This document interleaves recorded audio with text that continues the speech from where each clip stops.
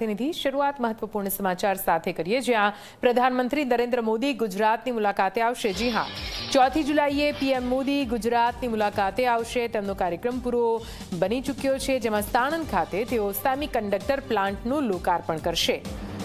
CG કંપનીના સેમિકન્ડક્ટરને તેઓ launch કરવાના છે અને તેના માટે ખાસ ગુજરાતની મુલાકાતે આવી રહ્યા છે પ્રધાનમંત્રી નરેન્દ્ર મોદી। 4 જુલાઈએ તેમની ગુજરાતની મુલાકાત। પૂરી માહિતી સાથે સંવાદદાતા હેતલ અમારી સાથે જોડાઈ ગયા છે ગાંધીનગરથી। હેતલ, પ્રધાનમંત્રી નરેન્દ્ર મોદીનો 4 જુલાઈએ ગુજરાતનો પૂરો પ્રવાસ છે, કાર્યક્રમ કઈ રીતનો રહેશે, શું કઈ ઉદ્દેશ્ય આ મુલાકાતનો?